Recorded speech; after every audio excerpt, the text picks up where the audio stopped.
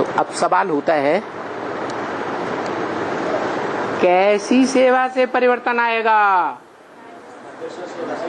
हाँ, और वो वाइब्रेशन स्थिरियम तब बनेगा जब हमारी मन बुद्धि महामंत्र को धारण करेगी। क्या महामंत्र? मन मना भव। लेकिन बुद्धि तब धारण करेगी जब समझे कि ये कहने वाली आत्मा कौन है। कौन है? ब्रह्मा कुमारियां कहती हैं शिव ज्योति बिंदु है। दादा लेखराज ब्रह्मा के तन के द्वारा बोला, इसलिए साकार में दादा लेखराज ब्रह्मा ही भगवान है। वो कहता है मन मना भव।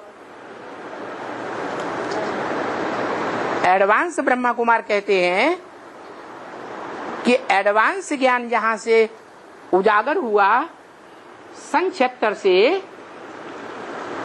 जहां के लिए बाबा ने बोला बाप का प्रत्यक्षता वर्ष, तो मनुष्य सृष्टि की जो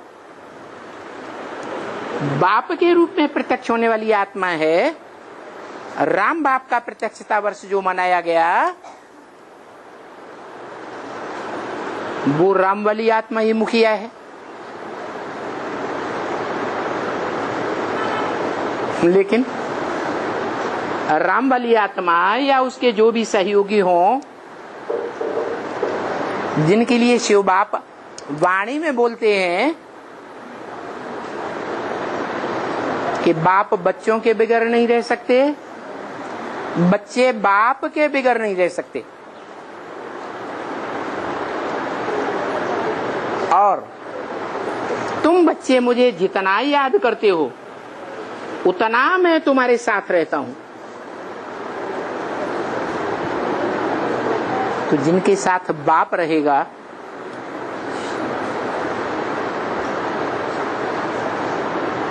तो दादा भी जरूर हो। बाप दादा कंबाइंड है या अलग अलग है? तो जिनके साथ डबल इंजन है, उनकी सेवा में तीव्र गति होगी या चलती कला होगी, उड़ती कला होगी, दौड़ती कला होगी? कैसी कला होगी? है ऊंची कला ही होना चाहिए। लेकिन बाबा ने बोल दिया चढ़ती कला तेरे बहाने सर्व का भला। तो सर्व में कितने आ जाते हैं? है?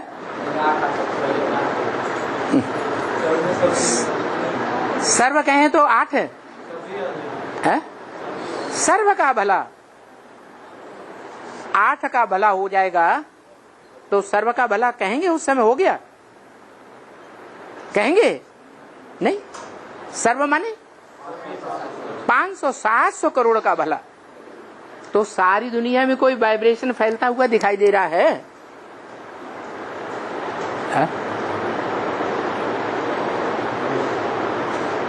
मनुष्य आत्माओं का आत्मिक स्थिति में उद्धार हो रहा है या पतन हो रहा है?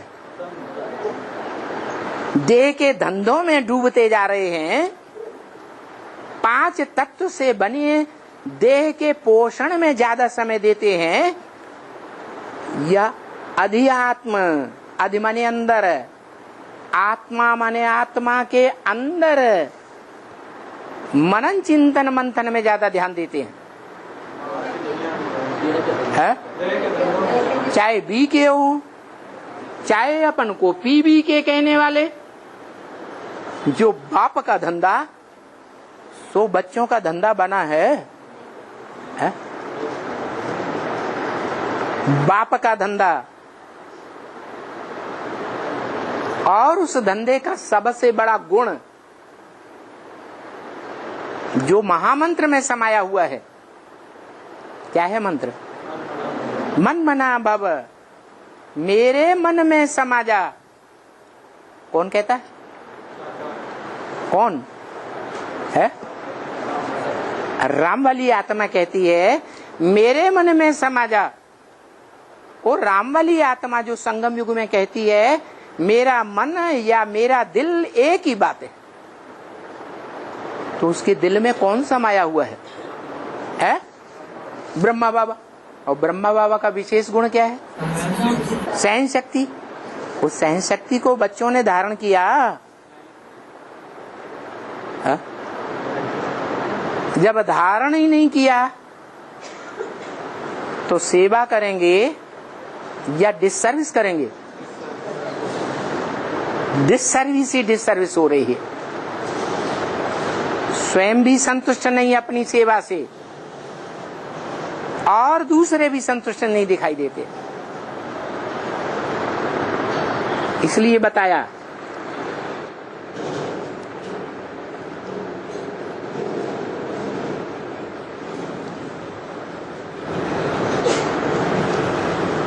कि जन्म पत्री उसकी निकलती है,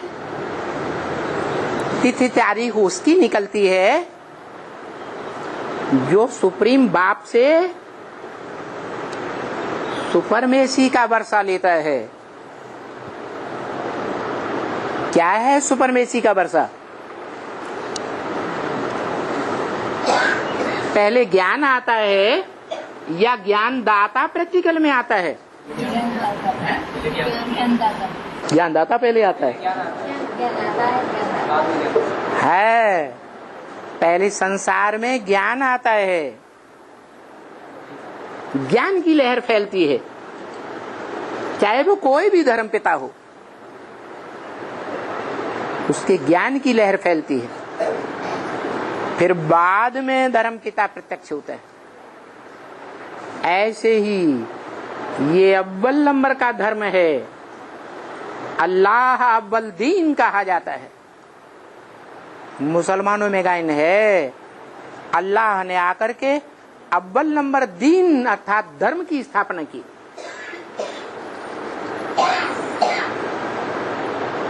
अव्वल नंबर जो धर्म है दुनिया का,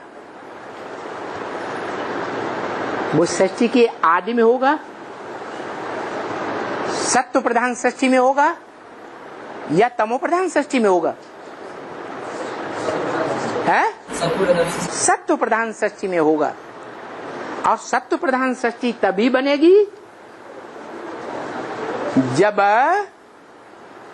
सृष्टि का बीज बोने वाला बाप कौन? सृष्टि का, नई सृष्टि का बीज बोने वाला बाप कौन है? शिव बाप। वो सृष्टि साकार का बीज बोता है?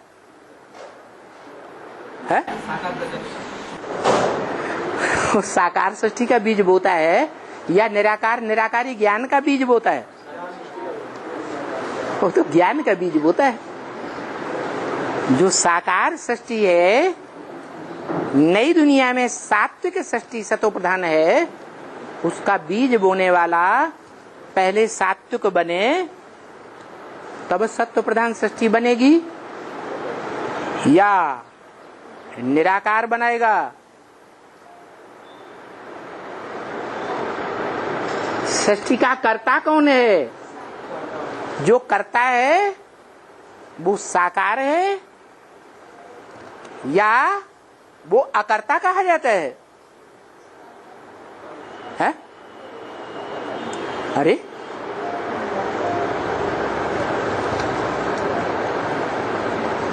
कर्ता कौन है? साकार होता है और अकर्ता निराकार। तो साकार सृष्टि का साकार कर्ता कौन है? मनुष्य सृष्टि का बाप। जो मनुष्य सृष्टि का बाप है वो साकार में स्वर्ग की सृष्टि तभी बना सकता है जब अपनी आत्मा और अपने शरीर के जो भी वाइब्रेशन निकलते हैं उन वाइब्रेशन को 100% सात्विक बना के रखे। नहीं समझ में आता है? ये बात समझ में नहीं आई नारायण की। स्वर्ग में शरीर छोड़ेंगे तो स्वर्ग में जाएंगे, नरक में शरीर छोड़ेंगे तो नरक में जाएंगे। स्वर्ग के सुखी वाइब्रेशन में शरीर छोड़ेंगे, आत्मा सुखमयी स्टेज में होगी तो स्वर्ग में जाएगी, दुखमयी स्टेज में होगी तो नरक में जाएगी। तो क्या करना है और कौन करता है और कैसे करता है कि स्वर्ग के सुखी वाइब्रेशन में शरीर छोड़े। जो संकल्पों का वाइब्रेशन जिसमें दुख का नाम निशान न रहे, वो कौन सी स्टेज है? क्या स्टेज है? अरे मन मना भव, मेरे मन में समा जा। कहने वाला किस स्टेज में बोल रहा है? ज्योति विद्युत की स्टेज में समाया हुआ है। तो इस बात को जो समझने वाले हैं 500-700 करोड़, नंबरवार ही समझते हैं, एक साथ नहीं समझते हैं। जब एकदम महामौत सामने खड़ी होती है, जो 7-8 दिन का चतुर्थ विश्व युद्ध बताया है, सारी सृष्टि जलमयी हो जाएगी। एटॉमिक विस्फोट होने से दुनिया में इतनी गर्मी बढ़ेगी कि समंदर का जल खौलने लगेगा। नॉर्थ पोल साउथ पोल के मीलों ऊंचे बर्फ के पहाड़ टूट करके समंदर में आ जाएंगे। स्तर जल का इतना बढ़ेगा कि विनाशी धर्मखंड सब समुद्र के गर्त में डूब जाएंगे। और पृथ्वी में ऐसा भूडोल आएगा, पृथ्वी माता जिसमें 5 तत्व समाये हुए हैं। क्या? जो 5 तत्वों में मुख्य तत्व है कौन? पृथ्वी। वो ऐसा भूडोल लाएगी कि सारी दुनिया में भयंकर धरती कंप होंगे। और उन धरती कंपों में सारी दुनिया के 1 मंजिल के हो चाहे सैकड़ों मंजिल के मकान हो, सब गिर जाएंगे। मनुष्यों की दुनिया की आज ज्यादा संख्या ग्राउंड फ्लोर में रहती है या मल्टी स्टोरीज में रही पड़ी है, तो भारी विनाश होता है भूकंप से। ऐसी स्टेज में दुनिया की जो भी मनुष्य आत्माएं हैं, चारों ओर एटॉमिक विस्फोट सुनते रहेंगे। इंफॉर्मेशन टेक्नोलॉजी बढ़ती ही चली जाएगी। घर बैठे सब कुछ देखेंगे। आज ये शहर नष्ट हुआ, आज वो शहर नष्ट हुआ, आज ये 2-3 शहर चले गए। दुनिया के बड़े अहंकारी वैज्ञानिक हैं, रशियंस और अमेरिकन्स। उनकी खोपड़ी टनटनाएगी कि नहीं? है? या अपने अहंकार में रहेंगे, या अंदर से भयभीत होकर के बोलेंगे, ओ गॉड फादर। बोलो, भयभीत होकर के बोलने लग पड़ेंगे। और उस समय इंफॉर्मेशन टेक्नोलॉजी के आधार पर ईश्वरीय ज्ञान सारे संसार में फैल जाएगा। तो ईश्वर को पहचानेंगे नहीं पहचानेंगे? मुक्तिदाता को पहचानेंगे या नहीं पहचानेंगे? पहचानेंगे। ज्ञान लेकर पहचानेंगे या बुद्धि का उपयोग किए बगैर पहचान लेंगे? ज्ञान लेकर पहचानेंगे। तो उस समय सबकी बुद्धि में आएगा, मत मना भव, मेरे मन में समा जा। कौन बोल रहा है, कहाँ है? बोलने का आधार क्या है?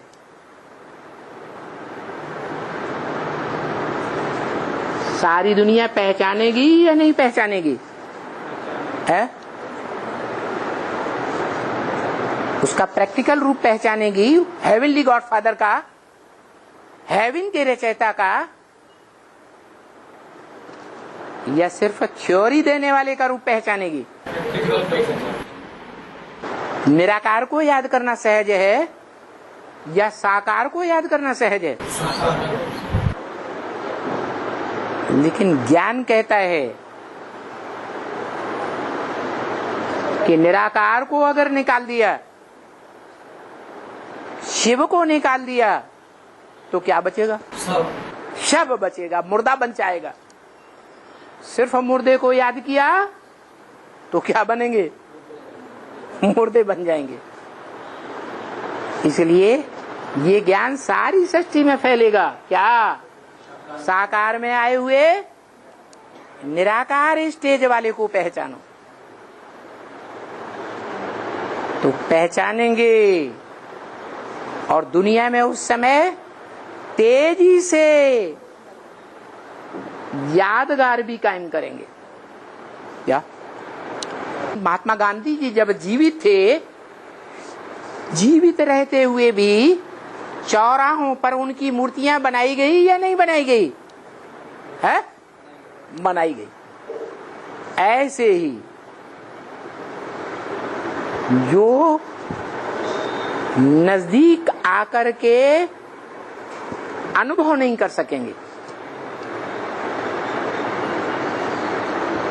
इतना पुरुषार्थ नहीं कर सकेंगे,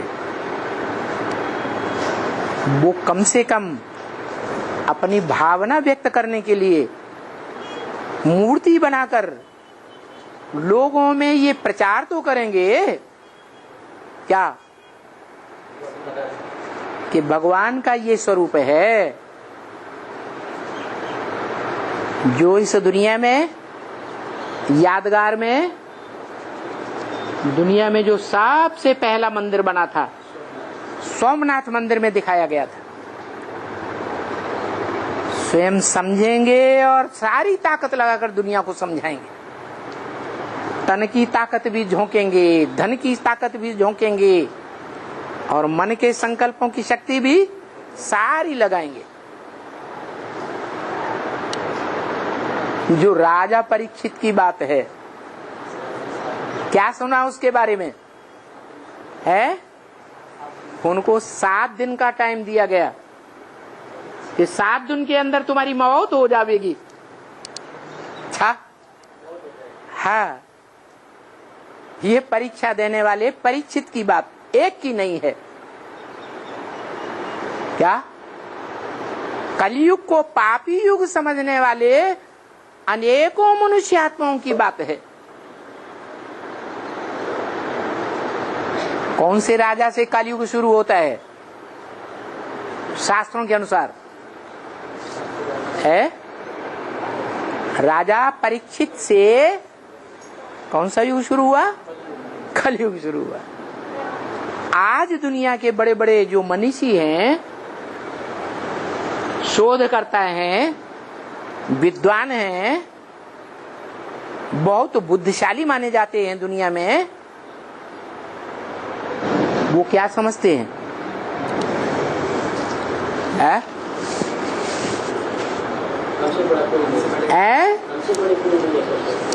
वो समझते हैं देह और देह के 5 तत्वों का आलोड़न करना सीखा है, जड़ तत्वों का मंथन करना सीखा है। भौतिकवादी हैं, पंचभूतों के बाद में लगे हुए हैं, या आध्यात्मवादी है? वो सारी दुनिया आध्यात्मवादी बनेगी। आदि अंदर आत्मा रूह, रूह के अंदर क्या है, इस बात में सारी दुनिया मनन चिंतन मंथन करने के लिए मजबूर हो जाएगी। और सारी दुनिया बरबस धर्मराज के भय से सही रास्ते पर आएगी या गलत रास्ते पर ही चलती रहेगी? है सही रास्ते पर आ जाएगी। उस समय की बात है